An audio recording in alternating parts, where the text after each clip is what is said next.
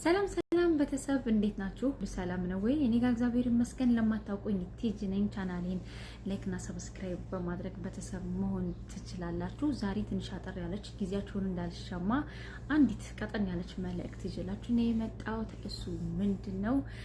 ስፔሻሊ እኔ እዚህ ሀገር እስከኖርኩ ድረስ ቁስሉን የቆምንበትን ሚስማር ስለማቀው አረብ ሀገር ባሉ እህቶች ላይ ነው የምሰራው ብዬ ቀደም ባለ ትንሽ ቪዲዮ ሪከርድ አድርጋለሁ ማለት ነው። ዛሬም የመጣሁት በእኛ ዙሪያ ነው ማለት ነው። ምንድነው አንዳንድ ሰዎች በሚወረውሩባችሁ ድንጋይ በሚወረውሩባችሁ ቃላት መልስ የምትሰጡ ልጆች አያለሁኝ ማለት ነው። መልስ ለሚገባው መልስ መስጠት ጥሩ ነው። ዝም መልስ ይሆናል አንዳንድ ጊዜና ዝም ብላችሁ የምታሳልፉትም ደግሞ ብዙ ነገር አለ ማለት ነው። እናንተ ደግሞ በጣም ምርጥዬ ጀግና ከጀግናም ጀግና ብዙ ነገር የምታሳልፉ ጠንካራ ሴቶች ናችሁና ይሄ የማያውቃችሁ ሰው ሲናገራችሁ የማያውቃችሁ ሰው ድንጋይ ሲወረውሩባችሁ በዚህ ልክ ቦታ ሰጣችሁት ልትናደዱና ኦፍንድድ ልትሆኑ ስሜታዊ ልትሆኑ አይገባም ማለት ነው። ምክንያቱም እናንተ በጣም ብዙ በርካታ ውጣ ውረዶችን እያሳለፋችሁ ያሳለፋችሁ እህቶች ስለሆናችሁ ማለት ነውና አንዳንድ ጊዜ ምንድነው ያው የማያውቅ ሰው ሲጀመር ማለት ነው እኛን የማያውቅ ሰው የማያውቃችሁ ሰው ስለእናንተ ብዙ ነገር ሊመለከት ይችላል፣ ሊናገር ይችላል። ምክንያቱም ስለማያውቃችሁ ማለት ነው። እና የሚያውቃችሁ ግን ስለሚያውቃችሁ ምንም ነገር አይናገራችሁ። እናንተን ለመደገፍ ሰፖርት ለማድረግ ከጎናችሁ ለመቆም ነው የሚታገለው ማለት ነው። እና ሁሉ ጊዜ በህይወታችሁ የስተት መንገድ በማይሆን ቦታ የሚመጡ ሰዎች ስለማያውቋችሁ ነው እንጂ እናንተ ምን አይነት አስተሳሰብ እንዳላችሁ፣ ምን አይነት ዓላማ እንዳላችሁ፣ ምን አይነት ጀግና ሴቶች መሆናችሁን የሚያውቁ ሰዎች እናንተን ዝቅ ሊያደርግ ያስከፋ ኦፍንድድ እስከምትሆኑ ድረስ ቃላት አይወረውሩም ማለት ነውና እንደዚህ አይነት አመጣጦችን እንዳመጣጣቸው ተቀብላችሁ መሸኘት ጥሩ ነው። ግን አንዳንድ ጊዜ ደግሞ ተቀብላችሁ የመልስ ምት የምትሰጡበት መንገድ ትንሽ አልተመቸኝም፣ ጎርብጦኛል እውነት ለመናገር ማለት ነው። ምንድነው ያልተመቸኝ ምክንያት በተለይ ከገቢ ምንጫችሁ ጋር አስታካችሁ የምትመልሱት የቃላት ዝውውር አለ ማለት ነውና እናንተ ተምራችሁ ምን ሰራችሁ ወይም ደግሞ እናንተ ኢትዮጵያ ውስጥ ቁጭ ብላችሁ ምን ታደርጋላችሁ? እንደዚህ አይነት ደሞዝ ገቢ ነው ያላችሁ፣ እኛ ግን ሳንማር ሽንት ቤት በማጠብ ብቻ ምግብ ቤት በመስራት ብቻ እንደዚህ አይነት ተከፋዮች ነን እያላችሁ ወርሃዊ ገቢያችሁን ቁጥር በመጥራት ትናገራላችሁ ማለት ነው። እዛ መድረስ የለባችሁም። በዚህ ልክ የእናንተን የወር ገቢ እስከ መናገር መልስ ምት መስጠት የለባችሁም። ምክንያቱም እናንተ በጣም ጠንካራ ብልህ ናችሁ። እንኳን ሴት ልጅ ስፔሻሊ በቃ ሴት ልጅ ብልህ ናት። በዛ ላይ ደግሞ እናንተ በጣም ብዙ ውጣ ውረድ ፈተና ያያችሁ ልጆች ስለሆናችሁ ይህንን ነገር እንዴት መመለስ እንደምትችሉ የሚያቅታችሁ አይደለም። እንደዚህ አድርጉ ማለት እኔ ለእናንተ ስድብ ነው የሚሆንብኝ፣ ቃላት ያንሰኛል ማለት ነው። ምክንያቱም ብዙ ነገር ያሳለፋችሁ ስለሆናችሁ ይሄ በጣም ሲምፕል ነው ለእናንተ ቀለል ያለ የህይወት ተሞክሯችሁ ስለሆነ እንደዚህ መድረስ የለባችሁም። የወር ገቢያችሁን በፍጹም መናገር የለባችሁም። አገኙ፣ ደስ ይላል። አዎ ጥሩ ነገር ታገኛላችሁ። ነገር ግን ማለት ነው ዛሬ የምታገኙት ገቢ ጥሩ ቤተሰብ ኑሯችሁ ከስር ከስር ብራችሁን ዋጋ የሚያስይዝላችሁ ሰው ከሌለ ባንክ ተቀምጦ ኢትዮጵያ ውስጥ ስትገቡ ስትሄዱ ዜሮ ነው፣ ምንም ዋጋ የለው። ይህንንም ማሰብ መቻል አለባችሁ። ዝም ብላችሁ ቁጥሩ መከመሩን ብቻ አይደለም ማየት የለባችሁ። በጣም በርካታ ልጆች ናችሁ እንደዚህ አይነት የቃላት ዝውውር ስታደርጉ እማያችሁ ማለት ነውና ምናልባት ሰውን ፈን ያደርጋል ምናምን ብላችሁ ልታስቡ ትችላላችሁ። አጭር ቪዲዮ ምናምን ሰርታችሁ የምትለቁ ልጆች አላችሁ ማለት ነው። ሰውን በምን አይነት መንገድ እያዝናና ያስተምራል እናንተ ያስቃል ብላችሁ የምትለቁት ቪዲዮ ደግሞ ለእናንተስ ምን አይነት ፊሊንግ አለው? ባክግራውንዱ ይዞባችሁ ስለሚመጣው ይህ ሁሉ አስባችሁታል? ቪዲዮ ሪከርድ አድርጋችሁ ስትለቁ አንድ ቪዲዮ ከመለቀቃችሁ በፊት እናንተ ደጋማችሁ ሄዱት። ባክግራውንዱ እናንተ ጋር ይሄዳል አይሄድም? ተቀምጦ ነገ ልጄ እንደ ሰው ታስባላችሁ፣ የሆነ ቦታ ላይ መድረስ ትፈልጋላችሁ አይደለ? ይሄ ሪከርድ ቪዲዮ ነው። ስለዚህ ይሄ ትውልድ የሚያየው ነገ ልጆቻችሁ፣ ቤተሰቦቻችሁ የሚያዩት ነገር ስለሆነ የማያሳፍራችሁ፣ የማያሸማቅቃችሁ፣ እናንተን ዝቅ የማያደርጋችሁ ነገር መሆን አለበት ማለት ነው። እና አንደኛ ይሄን ይዤ የመጣሁት ማለት ነው። እና በዚህ ደረጃ ቦታ ሰጥታችኋቸው እዚህ ድረስ መልስ መስጠት አይገባችሁም ማለት ነው። ምክንያቱም እንደዚህ አይነት ሰዎች ሲጀመር ማለት ነው መናቅ ነው ያለባችሁ። መናቅ ስላችሁ እናንተ ጋር የወረወረው ድንጋይ እናንተን ስለማያውቃችሁ ስለሆነ እናንተን ለማያውቃችሁ ሰው ደግሞ ግዴታ እንዲያውቃችሁ መጋበዝ፣ ማስተማር፣ መናገር አይጠበቅባችሁም። እሱ በራሱ ሰዓት እናንተን ማወቅ ሲፈልግ ራሱን አስተምሮ ይመጣል ማለት ነው። ስለዚህ እናንተ መተው ከመናገር የበለጠ ትልቅ መልስ ነው እንጂ ዝቅ ማለት አይደለም ማለት ነው። ሌላው ደግሞ አብራችሁ ስትሰሩ በፊት ከነጮች ጋር ነበር እንደዚህ አይነት ነገር የማየው ማለት ነው። አሁን ግን ሀበሻ በራሱ እኛ እርስ በርሳችን እንደዚህ አይነት ነገር እያየ ነው። አንዳንድ ልጆችም ቪዲዮ ሪከርድ አድርገው እየሰሩ ነው ማለት ነው። ምንድነው አንድ ላይ ስትሰሩ እንኳን አይደለም የሰው ልጅ ሰውን ያክል ባህሪ ተፈጥሮ ይቅርና ማለት ነው እግርና እግር የኛ ራሱ አካላችን ይጋጫል አይደለም እንትን ይላል። ስለዚህ ሰው ሆኖ የማይጣላ የለም። ልትጣሉ ትችላላችሁ፣ ቃላት ልትዘዋወሩ ትችላላችሁ። ብስል ከሆናችሁ ነገሮችን በዝምታም በማለፍም ወይ ደግሞ በሰከነ መንገድ በተከባበረ መንፈሳዊ መንገድ ተነጋግራችሁ ችግራችሁን መፍታት ትችላላችሁ ማለት ነው።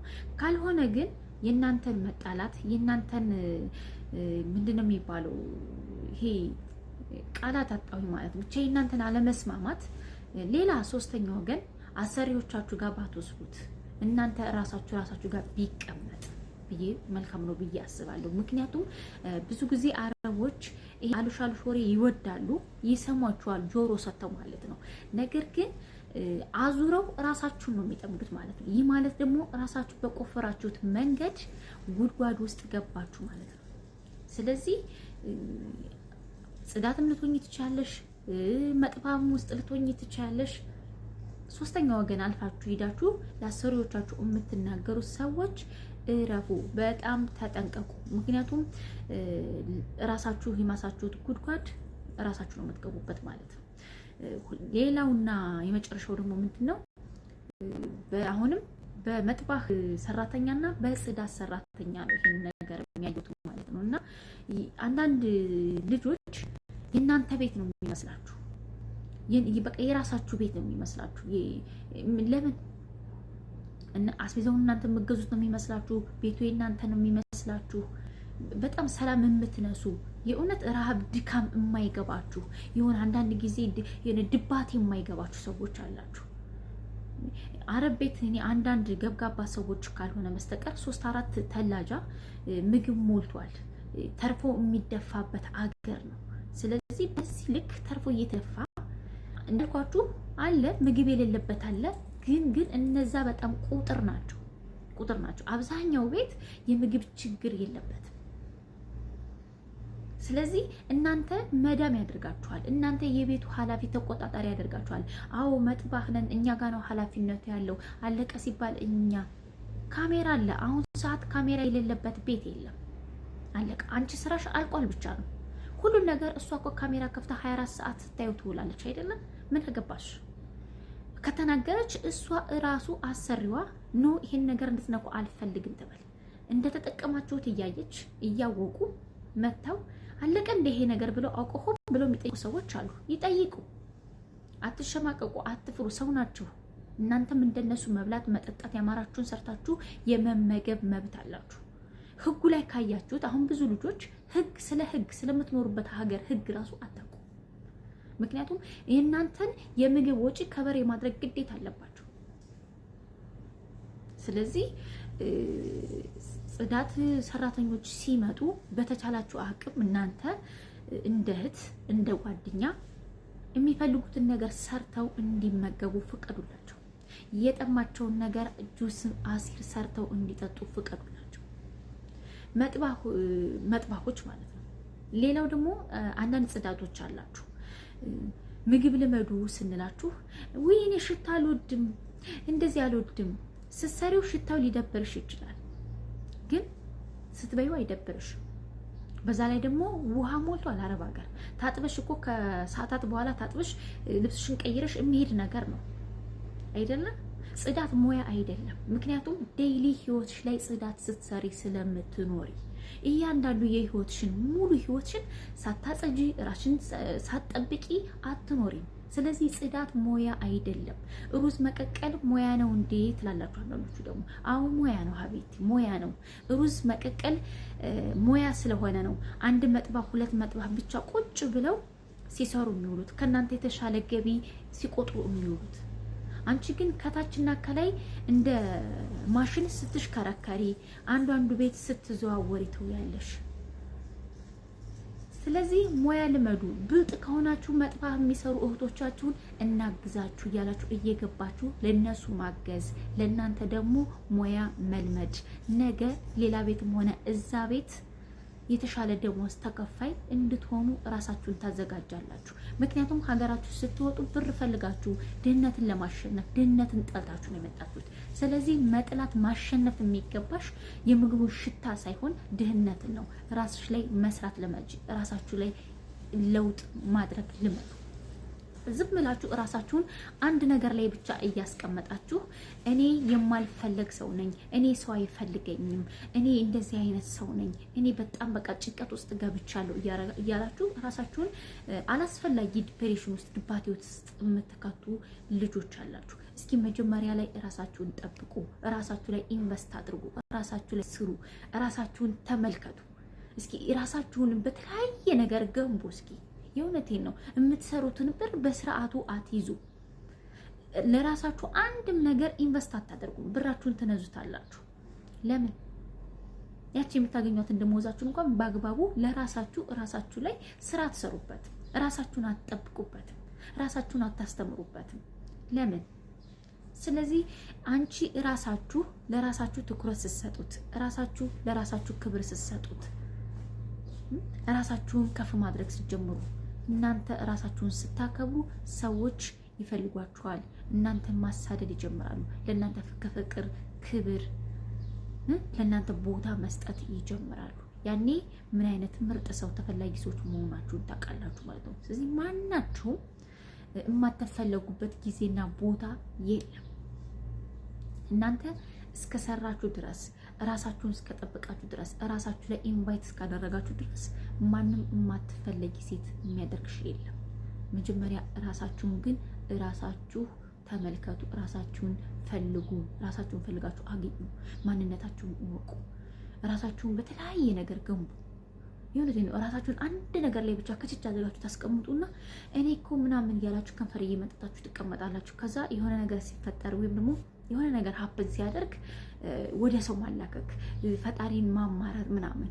ሀቢቴ ፈጣሪ ራሱ አንኳኩ ይከፈትላችኋል ነው የሚለው። አንቺ መራመድ ስትጀምሪ ነው ፈጣሪ ሊያግዝሽ የሚችለው። አንቺ እጅሽን አጣጥፈሽ ተቀምጠሽ እሱ እንዴት ነው ሊያግዝሽ የሚችለው? ፈጣሪ አለ ብለሽ የሚነድ እሳት ውስጥ ትገቢያለሽ እንዴ? አትገቢም።